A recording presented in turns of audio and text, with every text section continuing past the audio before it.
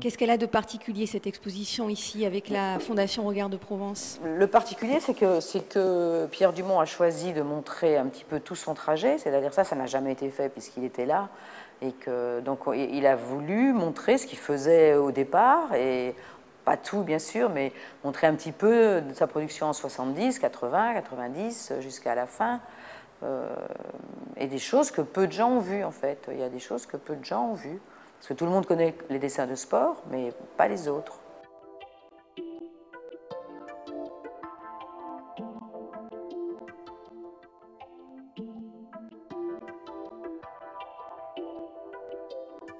Au départ, il employait des encres de couleur, qui étaient des encres de Chine, qu'il a abandonné au bout de 10 ans parce que les papiers n'étaient plus les mêmes, parce que les encres passaient relativement vite. Donc il s'est mis à l'acrylique, comme beaucoup de dessinateurs d'ailleurs. L'acrylique, c'est une peinture à l'eau acrylique, mais qui est très tenace.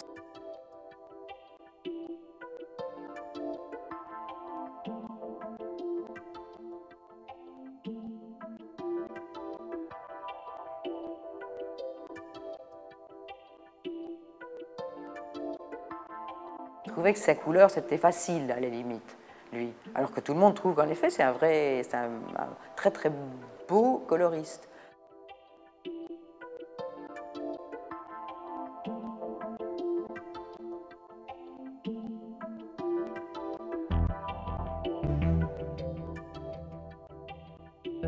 C'est un dessin qu'il a fait le lendemain d'une randonnée que nous avaient organisée nos amis de Rasteau, les vignerons de Rasteau. Ils nous avaient fait un pique-nique superbe tout en haut d'un, je ne me souviens plus exactement de l'endroit, où il y a des aigles et des vautours. Et donc ce pique-nique était tellement beau que l'obsession, c'était qu'il ne fallait pas qu'on nous pique le pain.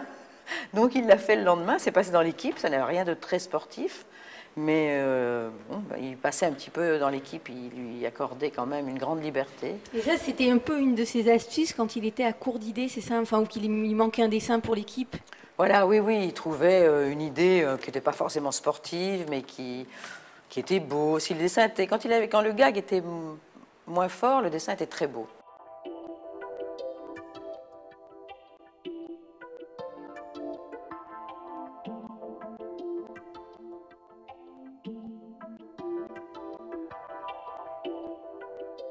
Lui Magazine, à cette époque-là, était le journal qui permettait aux dessinateurs d'humour d'avoir une page entière tous les mois. Donc il y avait 10 pages d'humour dans lui, et donc tous les dessinateurs de sa génération ont été lancés grâce à lui, quand même. À lui Magazine.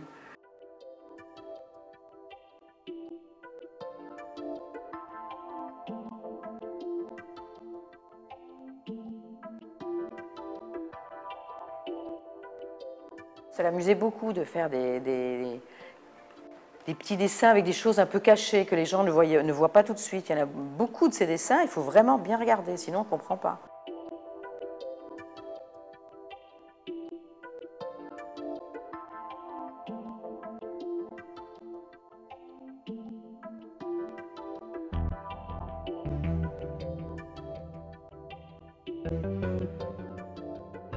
Il avait du mal à terminer, à finir un tableau finalement en se disant il y a toujours un petit détail qui manque. Chaque fois qu'il rendait son dessin, il disait moi je peux y travailler encore 3 semaines dessus. De toute façon c'était jamais fini, il fallait lui arracher quand il était. Et puis il y avait toujours le temps, il y avait les limites du temps parce qu'il était souvent en retard. Donc. Pourquoi a-t-il souhaité après s'installer à Marseille vers la fin de sa vie? C'était À vrai dire, on ne sait pas vraiment. On avait envie de quitter Paris parce qu'on avait envie de soleil, peut-être. Et que c'était une ville qui nous plaisait bien parce qu'elle était très, très animée, mixte et ça bougeait, quoi. On s'est dit, ben voilà. C'était la seule ville qui nous paraissait possible en dehors de Paris.